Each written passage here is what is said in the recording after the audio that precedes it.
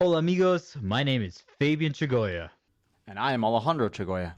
and we're the hosts of Real Talk, a show all about the journey of self-improvement and getting to know oneself, in which we discuss the harsh truths related to finding success.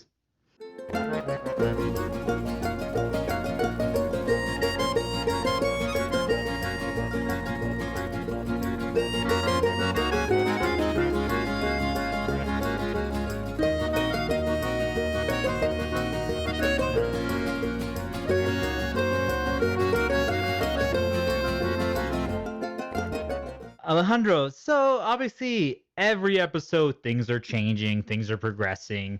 We're now on our third talk, and I would love for you to be sitting on this chair right in front of me or across from me and talking to the microphone over there. But the world doesn't have that right now. That's right. That's right. It's too bad. But we make the most of it as it is. The world is changing and we need to adapt. And frankly, I think based on our life experiences, we're kind of ideally suited to that. Yes, we are. So before we get into that, because that's definitely going to be one of the topics that we talk about today, how do you think this whole real talk thing is going? I mean, it's something that is not, I would say, it doesn't come natural to you, especially. It's also something so different than what I've been doing. There's some natural soft skills that lend themselves to this sort of thing, but this is a new experience for both of us, more so you. So, curious to hear your thoughts on the whole progression of this journey. But it really is rather fascinating. Looking back on it, I'd say probably in the first recording, our first talk, there's probably a bit more awkwardness. Now that we've been practicing going through this a few times, I think we're getting out the kinks, and I feel like the words just are flowing a little easier. Just a more natural conversation is ongoing, I'd say. And I think that's just really a reflection of what we're aiming for here with this real talk. Just a talk between two brothers here, engaging in some honest, sincere conversation on a diversity of topics. Absolutely. I think that is such a perfect summary of how it's been going. And I feel exactly the same way. I also feel like it's been a great opportunity for us to even connect at a deeper level. Yes, we have had a relationship, we've had a friendship, we've had a brotherhood, but how many times do you ever have these kind of deep conversations with someone? It's rare. So I've loved it. Oh, I agree. Alejandro, let's get into the not so fun part of Real Talk, which is kind of like the check in. How have things been going? Have you been journaling? Have you been self reflecting? Have you been writing positive self affirmations? How has all that been progressing? I have been doing a fair bit of self-reflecting. One thing that we discussed in our last session was the issue about self-worth. And I was also watching and listening to some videos regarding that and just taking some time to think, why exactly do I feel that I don't have a sense of worth? For example, I was thinking back, one thing that came to mind during this reflection, I had these aspirations to be noble and heroic, like some of my childhood heroes of like Luke Skywalker, Optimus Prime, then later, I'd say even Jesus to some extent from our background. Obviously serving as inspiration for the kind of person I wanted to be, maybe St. Francis of Assisi and St. Nicholas later on as well. One thing that always resonated strongly with me was like with fairy tales and historically the concept of chivalry, of knights. That was always something that motivated me to be the best person that I could be. But at the same time, there was this sort of negative aspect, this idea of death before dishonor, that I couldn't do anything that would disgrace me. Or my family, my country.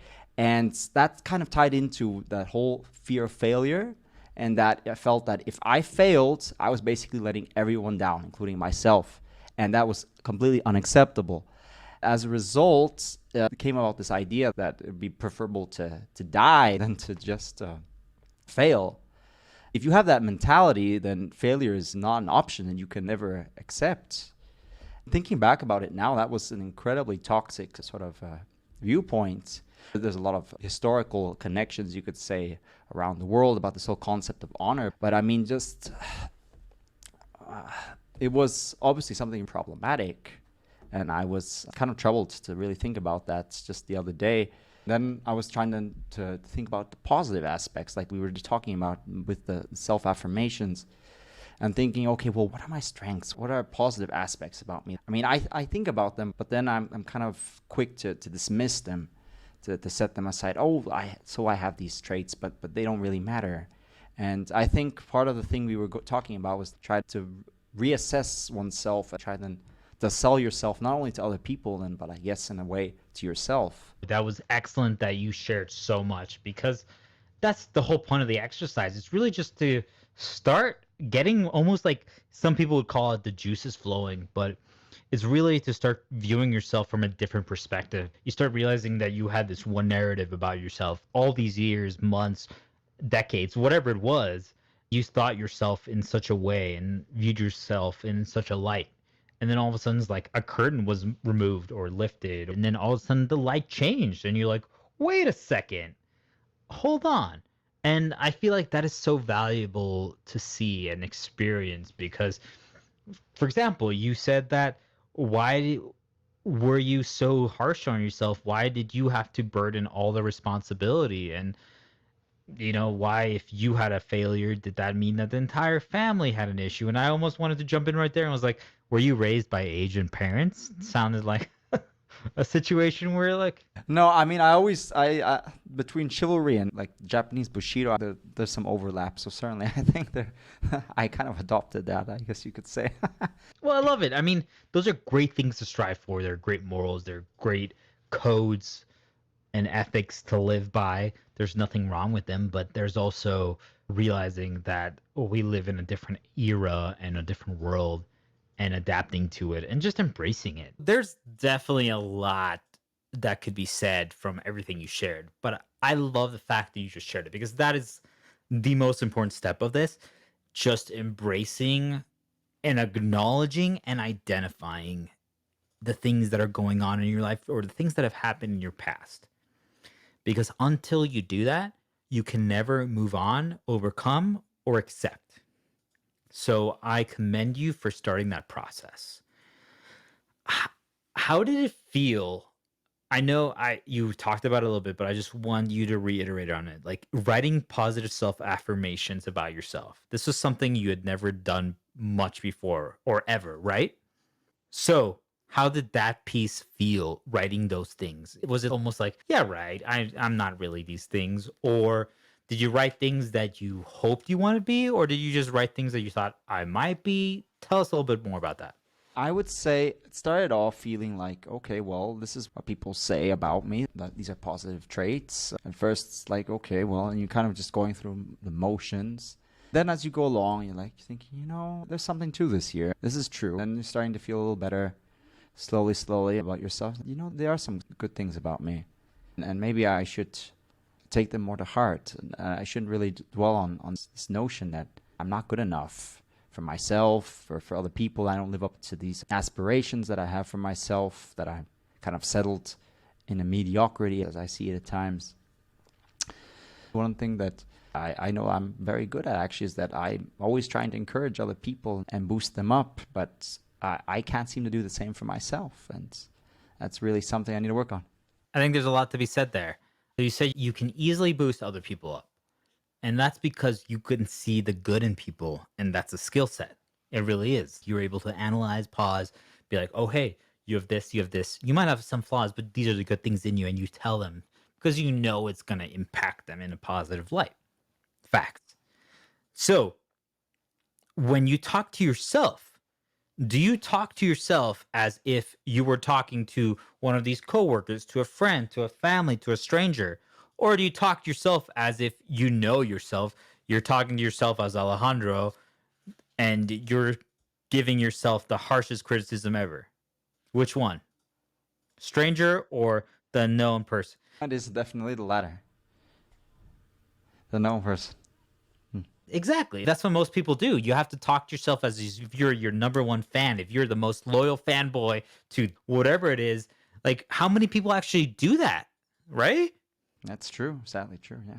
Anytime someone gives you a compliment, no matter what it is, yo, man, like, you got nice shoes, you got a nice shirt, you got whatever, write that down in your positive self affirmations. You write that down because you might not necessarily believe it, but someone else did. When you write it down, what happens is you start thinking about it. Why did someone say that? Why would someone say that? What were their intentions? Did they have intentions? Do I actually do that? Self-reflecting, journaling, writing the positive self-affirmations. Never stop doing that. Keep doing that. It's the start. It's basically brainwashing your own mind to believe those things about yourself. You are amazing. You are good. You're strong. You're better than you think you are. And it's constantly thinking that. Anytime someone compliments you, write it down, think about it, believe it. Really believe it. But let's talk about finding your passion. So the reason why this was such a good transition was because believing these things about yourself is key. So I want to talk about this because I feel like it's something that most people struggle with when they try to find their passion. They're like, well, what can I do? I found this one job. I'm good at it. This is it. I found my peak. Like there's nothing else I could possibly do. I will never be as good at anything else. That's not true. You have to learn how to interview and you have to learn how to resume. So I recommend that everyone should pause like maybe once a year and just write a refreshed resume. And what I mean by that is it's really just self-reflecting to find your strengths. At your current job, did you have any projects that you saved that all your coworkers just dropped the ball and you were the reason that it succeeded, or things like that? And then you start realizing, oh, wait, I did this. I accomplished this. I was the reason this happened. And all of a sudden, your confidence starts building. You start thinking about what else. Maybe 10 years ago, I worked this job and I did this. Maybe 5 years ago, I worked this other job and I did this. Or I've been at the same company for 7 years and I've done so many things and I've got a promotion every year. You start reflecting and looking back, and all of a sudden, things start changing. Let's just say your entire team, I'll just relate it to like a sales job. My entire team was always demotivated sales whenever they would work a certain location in Seattle. Whenever they worked with me, we always had, let's say, 300% more sales than when anyone else worked there. So I was literally the reason why people were having more success, because I was telling them, hey, yeah, this place sucks, but you get one sale here, now you get another 10 anywhere else, you're making money. Reframing their mindset. And you start putting that as an accomplishment, it changes things. And you all of a sudden start realizing your strengths, your benefits, whoa, that was me. Other people felt the same way about me. And that is why I say it's so strong to self-reflect and almost like rewrite your resume every so often, even if it's just mentally, because you start realizing that you are way better at so many things than you think. Then you take those pieces that you accomplished on your resume and you learn how to talk about them in your interview, because as long as you can talk about anything that's in your resume plus more in your interview, you could literally even make up shit and people would believe it. It's just you have to be able to talk about it with conviction. At the end of the day, I wouldn't recommend making it up, but it's just really reframing. Oh, of course not. No, we certainly would never recommend that. It's reframing how you see your work experience. Like, hey, I was the reason why everyone on my team became punctual or whatever. So curious to hear your thoughts on the resume part, and then we'll talk about the interview piece. I agree. I think you raised an excellent point with the resume. Like you said, we tend to often not take into consideration a lot of the skills that we have. Of course, the harder stuff as well as soft skills, things that we think we don't give enough credence, enough importance to, that are actually rather quite valuable. The whole changing maybe the atmosphere of the work environment and making it people more productive, encouraging them to be more punctual. So these are all very important points. And like you said, taking the time to reflect on that with your resume, because otherwise you're very likely just leave it as a sort of stagnant document that you update every so often. By taking the time to update it, not only are you updating it for a more pragmatic purpose, but also for a personal one as well. You're taking stock and inventory of yourself and basically reassessing how you're going about, and you can see how you've improved, what you can change, what you can focus on to maybe improve upon, to develop. So I think that's actually a very solid point that you made here. It was one of the things that I preach about this, but it just happened recently to me when I left my last job. I did that and I'm like, it gave me such a confidence boost. I went from like, let's say 80% confidence. It was insane because I'm like, oh my God, I accomplished this. I was put into this absurd scenario in my job that I had no right being. People that have 30 years of experience don't have the balls to do this. And I was thrown into that. And I not only surpassed it, and I sold like a university in Colorado something that I had no right selling them without any support. And like, you're like, whoa, I'm apparently pretty good at my stuff. When you pause and self reflect like that, you can kind of see yourself almost in a more unbiased light because it's facts, especially when you start writing it down and you have to be concise and just be like, hey, this is who I am. So that goes to where I was saying, like, learning how to interview. An interview is just selling yourself. People use interview, but if you could just replace the word interview with, hey, we're going to bring you into a 30-minute or 45-minute or 1 hour talk where you just have to sell yourself, that's what it really should be called, because that's what it is. It's selling yourself. Like if I asked you to sell Star Wars, if I asked you to sell a book, if I asked you to sell your suit, your headset, your computer, whatever you have, you might be able to do it. You might not, but you have to sell yourself. That's what an interview is. So it's why I tell everyone that they should dabble a little bit in sales and learning public speaking and body language, because you do that and you have such a leg up on everyone else. Everything in life at the end of the day is a transaction. It's a negotiation. It's a sale. Like even almost just crossing the street and I just walk straight ahead. People have to move out of my way. I don't move.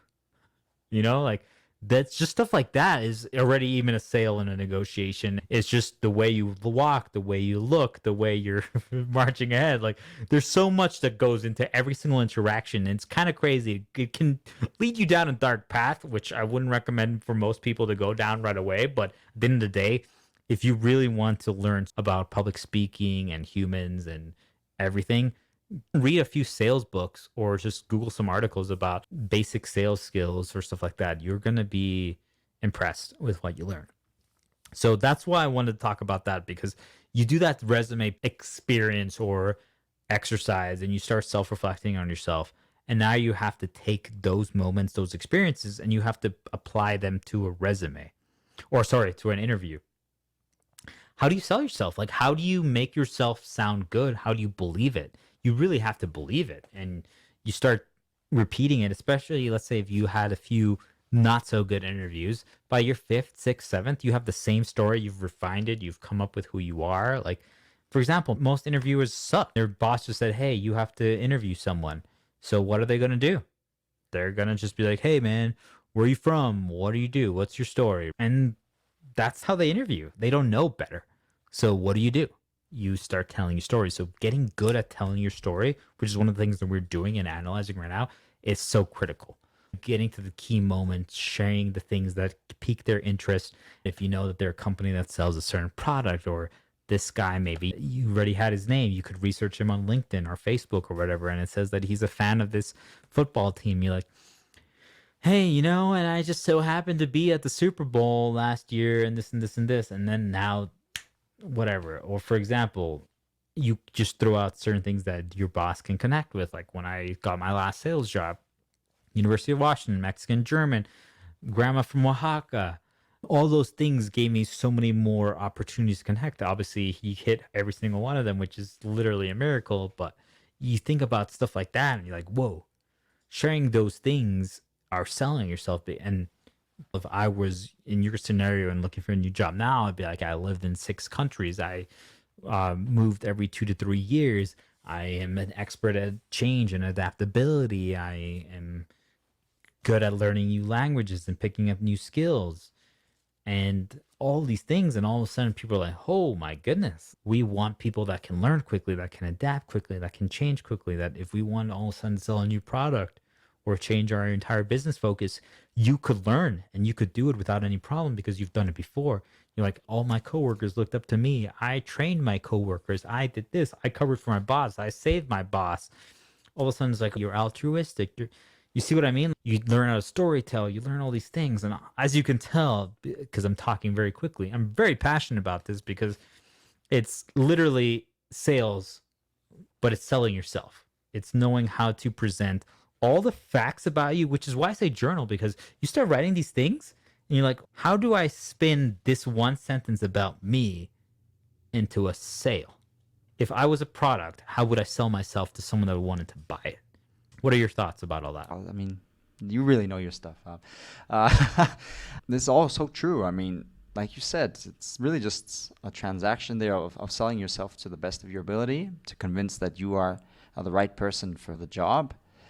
It's really such an important skill. And the fact that it also has this personal application here of bolstering yourself, essentially, to feel good about yourself, about your accomplishments, and not to be down in dumps. That's really invaluable if you really think about it. I mean, maybe it sounds corny, but these are things that come to mind just from our talk, and I think this has a lot of worth. I do appreciate you saying those kind words. It's something I'm so passionate about. Obviously, selling and sales, it was one of the best things that happened to me. It brought me to this almost dark spot as well of like, I need to do self improvement to get better, to convince people to be believable. But it makes you grow so fast because you start doing so much self reflection if you want to be good. I want to talk about doing all the self reflection and finding your passion also leads to the discussion about what are your interests and what are your passions, what are the things that you're into. And one of those things that I know that we both are, but I can just recently relate to is that fantasy and sci fi had an explosion recently. But back in the day, it was kind of like up and coming.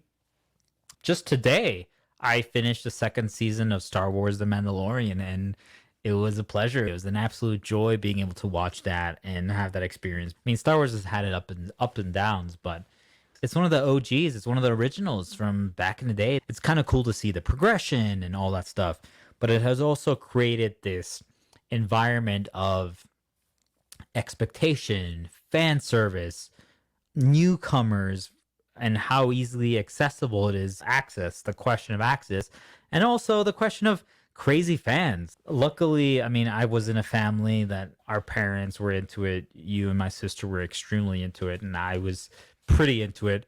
But it got to a point where I was never at the same level you guys were. I know there's people that are like obsessed over, oh, this comic book said this and this book said this, and oh my God, this is not true to this.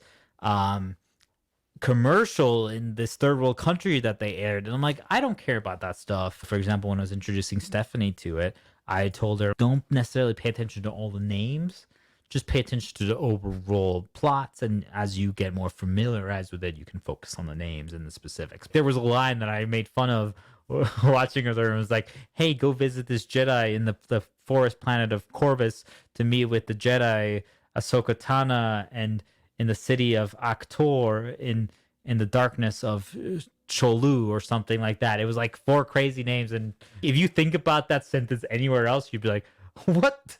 I have no idea what's happening. But it's a fantasy world, it's a sci-fi world, and it's cool to see. But overall, I loved the experience. It was great for a newcomer. And it was one of my passions, one of my interests, and it was one of the things that reminded me a lot of my childhood, which was the key. I know I said a lot of things right now, but was the key that I want to talk about is it really brought back a lot of nostalgia as well. And nostalgia is powerful. Nostalgia is so powerful. And I'm like, oh, it felt good to see that. So I'm kind of curious to hear all your thoughts on that. If you've seen it, how you felt about like the topic about newcomers, fanboys, fan service, fantasy, how hard it's to get into, and nostalgia. Let me know. Sure thing. Right. So starting right off the bat there with that line you mentioned. I mean, I personally always have really appreciated verisimilitude, basically the whole world building aspect of something that seems seamlessly integrated with the world. So, I mean, we have all these names, and that for maybe a newcomer might seem a little daunting to get involved into. But like you said, for someone who's then a little more invested and has come to appreciate it a little more, then you can feel like you can connect to it, that it's a real world thing. Real world in the sense that it fits with the setting, not that it's something that doesn't mesh. If it sticks out like a sore thumb, because it feels like it wouldn't work in the setting that it's in, then obviously it removes you from the work that you're watching, you're reading, you're experiencing. And I think that's something that's really important to having a proper enjoyment of it. As for newcomers, I also watched and really enjoyed The Mandalorian. I felt it was incredibly friendly to newcomers in that we are basically being reintegrated into the Star Wars setting there, with space western as it is, the series, and which in a way ties back to Star Wars' old-time roots. I mean, Star Wars at its core is a space opera, a space fantasy, or science fantasy, but very much focuses more on the space western aspect. Obviously, we're not going to deal really with spoilers here. But yes, I really enjoyed it. I felt like one serious problem Star Wars has always had is that there is this tendency to sort of rehash and retread a lot of pre-existing things. And there's this desperate need to try to go into new territory. And I felt like The Mandalorian was a solid middle ground of taking a lot of the old concepts and story ideas and bringing new blood into it, fresh ideas, and moving onward from what we had, taking the new and the old and making something wonderful. And I think that's really something important because, like you said, there's this problem often that we go back to nostalgia and we focus on things that we enjoyed, but sometimes then we don't really capture the essence of it. We get a sort of bare bones caricature, a mimicry of what it was to try to recapture that feeling, but it then falls short. And I think we managed to break new ground, and I think that was really important. As you were saying, that nostalgia is really powerful. For example, just breaking slightly from topic, in my studies there, in my degree, we talked briefly about politics and politics as marketing and how they tied together. And one concept that was brought up was about the love mark, which was basically of making an emotional connection with something so that you become so invested in it that you would pursue it to whatever end, because that was basically part of your identity. For people like you and me, for example, I know that things like Star Wars, Lord of the Rings, Disney, and Nintendo have their imprint on me. I can fully acknowledge that. There's a very strong pull of that nostalgia, that love mark. You want to then get invested in it, but then, of course, then there's the counterpart that you maybe dwell too much in the nostalgia, and you also want to have room to grow, to move on from that. So you almost feel like nostalgia, well, it has its benefits, especially in the marketing sense, because there's people that are so attached to it, like they need it, they chase it, like if their life depends on it. But it also comes to a point where it doesn't let people grow, it doesn't let people expand, and it almost is a mockery because it's like, hey guys, we know you don't need us to improve. Let's just talk in sales sense. Like, hey, we have this product that we're going to bring back. Let's just talk Beanie Babies. Beanie Babies are back and they're exactly the same as they were 25, 20 years ago. No improvements. There's going to be a lot of people that buy them purely for the nostalgia aspect alone. But could they have been improved with the modern day technologies and things of today? Still embrace the nostalgia aspect, but be a better version of what they were 20 years ago. Do you feel like there's that line where so many companies and people in general just rely on nostalgia almost as a crutch rather than using it as a tool? What are your thoughts on that? Oh, definitely. Yes, I definitely feel that there's this tendency of two extremes. So on one hand, like you said, we go to the full throwback. It's like, oh, we know you love this, so we're going to basically just repackage it in a new form, or as is, because if you don't, you're basically committing some sort of heresy, and it's not the same anymore, so that's a failure. Or you got the complete opposites, like we have to diverge, we need to create something new. This was how it was in the past, so now we have to kill the past and we need to move forward to something completely different to give a whole new experience. It's so interesting hearing your take on it because I feel like these are things that are in all aspects of life. They're in business, personal life, sales, series. Nostalgia is such a thing, but I just find it so fascinating to hear that you call them like these love marks things where like you chase after them, you need them, you want them. I think those are a key thing that you need to look into when you start really doing a deep dive into yourself of finding your passion or what are the things you really appreciate because these things had an impact and influence on you and they cannot be ignored. You don't need to be like a Lord of the Rings scholar and study the New Zealand geography and topography, but you need to be like, this was something that I grew up with, that I appreciated, that I love. I need to at least take it into consideration whenever I make a decision because it had a significant impact on my life. So obviously our small talk segment became long talk, but there was a lot of great conversation and so many important pieces to really focus on there. And I'm sure so many of you can relate. We definitely want to hear if any of that resonated with you. Do you guys appreciate that segment? Do you want us to get more into just the real talk piece faster? Let us know. Becoming an expert on you. It's such an important, critical piece. And I know in our last episode, we were talking about where we moved next. But before that, I wanted to touch upon the topic of where or what would you consider is home? And when I say that, there's the issue of what other people define as home versus what we would define as home as traveling nomads. I want to hear your take on that. One thing that obviously stands out is that the fact that you're always moving means that you don't have a constant home. As we've already discussed previously, the issue of other diplomat and military families would also feel similarly, that you're always moving, there's no constant home. So one thing that was forever constant was family.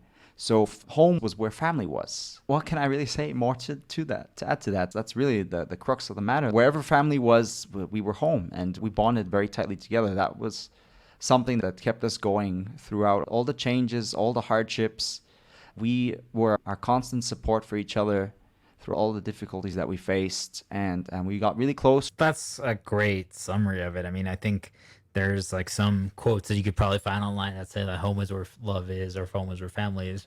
But it really hits the nail on the head when you lived our life of traveling so much. I think there's a lot to be said about that part when you travel so much, where you move so much. What is your hometown? And technically, I guess you can say it's where you're born, which would be Seattle, Washington for all of us. But like, really, spoilers, eventually we moved back there. But until then, I would have never considered it my hometown. I couldn't even remember it because I moved when I was 3 months old.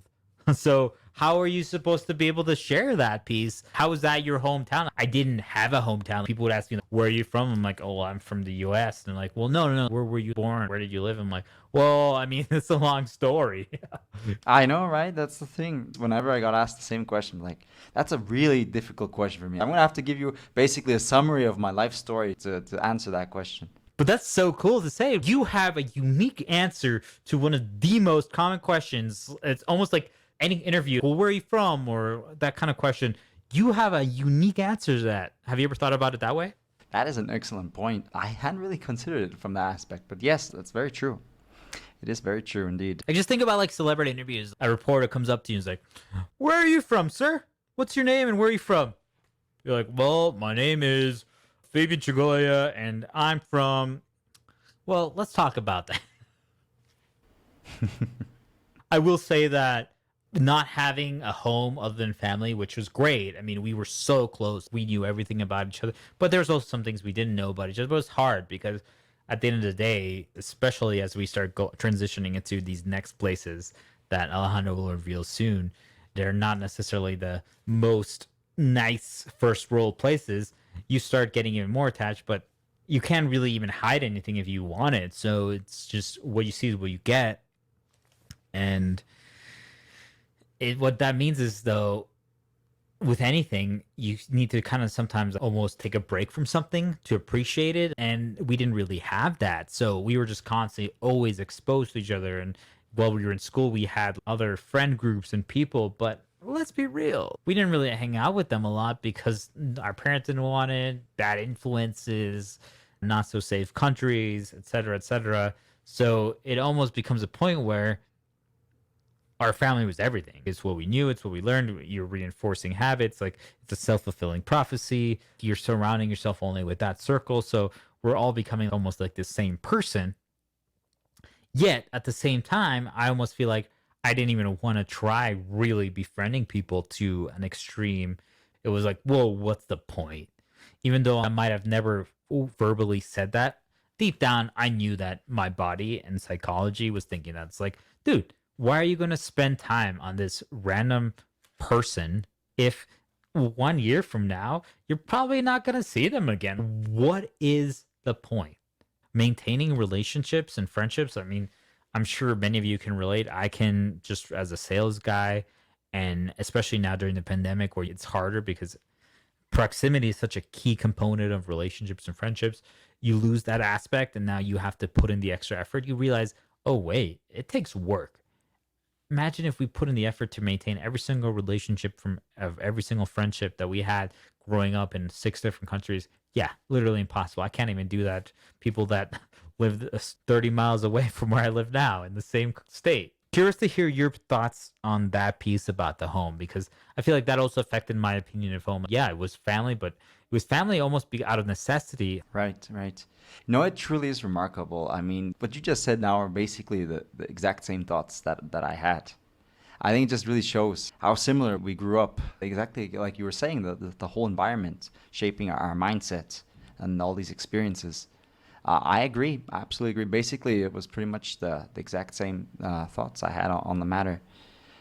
So, Alejandro, let's talk about the story again. Let's get back to it because I feel like there's some deep realizations that have been discovered going down that journey. And I know we left people hanging, and some people might know, but a lot of people don't. So, where to after Colorado? All right, then. So, are you ready for this? What some people can't believe is that Jamaica has a new bobsled team. Woo, we went to Jamaica. Can you believe it? Yeah, oh wow, that was something, all right. I remember, like you said, Dad coming in saying, hey, we're moving again, and we're moving to Jamaica. It's like, wow, okay. I remember at the time thinking, I think maybe we watched Cool Runnings a few too many times. Yeah, it was odd. We did watch it a couple of times while we were there in Denver, so that was kind of interesting. But it was definitely going to be a brand new experience because we'd been in the United States and in Mexico, but culturally these were places that were familiar to us. And Jamaica was a brand new place. We were heading to the Caribbean. It was a entirely different culture. And it was really going to be our first experience with a fairly dramatic bit of culture shock, already compared to what we'd already experienced between the United States, Mexico, Germany. This was a brand new experience for the entire family, not just one part of the family, like, oh, we're learning Spanish, so it's going to be an uphill struggle for us. No, this is going to be an entirely new experience for everyone in the family. I'm just curious before you start going into the depths about Jamaica, because I think there's a lot to be said about the culture shock, about the fact that you're moving from mainland US, Midwest to the Caribbean. That alone, luckily, same language. But how much did you know about Jamaica going into that? I know that's not something we really talked about a lot, but I know when I tell the story, it was the World Cup earlier that year, or maybe the year before, I forget. I had watched all the teams that played, and Jamaica was in that World Cup. I think they were in the same group as Mexico or Germany. And you see the team, and let's be real, and this is truly not racist, but the entire team is black. And I'm just like, oh my, that's different. Like, especially in Denver, Colorado at that time. Colorado, I mean, still to this date, is not very diverse. And back then it was even worse. You just had your Mexicans and you had your white people, and it was pretty much that. There was obviously one or two maybe exceptions, but it was pretty white. Now you're moving to the Caribbean where all of a sudden everyone has a different skin color and all these things. All I knew from Jamaica was really the Disney movie of the Jamaican bobsleds and the World Cup. Everyone that played soccer, and they played just like the English British team, which they went to the wings and they crossed it in. That's how they played. And that was my knowledge going into this move. So I'm kind of curious what you knew, what your expectations were. Did you have any, or did you just go into it open minded? I mean, on one hand, I'm sure there was some semblance of being open-minded about it. Obviously, it was going to be a new experience. But I do admit I was woefully ignorant overall about Jamaica at the time. I remember we arrived late at night at the airport, and they came and disinfected the entire plane, which sounds oddly reminiscent of current times. We did buy a guidebook at the time that we were studying up to learn a bit about the culture, the people, and a bit about Jamaica as a country. So we learned a fair bit, but there was obviously a lot to learn. And one thing is, of course, reading, and another is experiencing, certainly. Which, by the way, since Jamaica was a former British colony, so there was a lot of British aspects to the country, which includes, for example, driving on the left side as opposed to the right side, which, of course, would be an interesting challenge for our parents in driving. Definitely something to get used to. So there was that. Obviously, we had the heat was certainly remarkable. As you can imagine, the Midwest climate versus the Caribbean, and it was hot all the time. I remember we basically, when returning home from school and work, we would have to have the air condition up, and that we found that to just make it tolerable. Wouldn't you agree, Fabian? Absolutely. I mean, I think just that alone, that story about just arriving and becoming, they're spraying stuff. The airport is small in comparison to Denver International Airport. The steering wheel is on the right versus the left. It's super humid. All those pieces alone are already insane. And then you just have water surrounding you, different home styles. All those things alone already are like, whoa, what a culture shock. I want to hear, like, maybe give us one or two examples of a situation that happened like outside of school that it was like, oh my goodness, what is this? Hey guys, thanks for tuning in to Real Talk. This concludes this part. We hope you enjoyed it as much as we loved making it. Please leave a comment mentioning what parts resonated with you and made you self-reflect or view things differently. Please review or follow our podcast too. It helps us so much. As always, don't forget to follow us on all our social medias to get the full experience of #Becoming Exceptional. Remember, stay amazing and tune in next week to hear what happens next on this session of Real Talk. Chaminger out.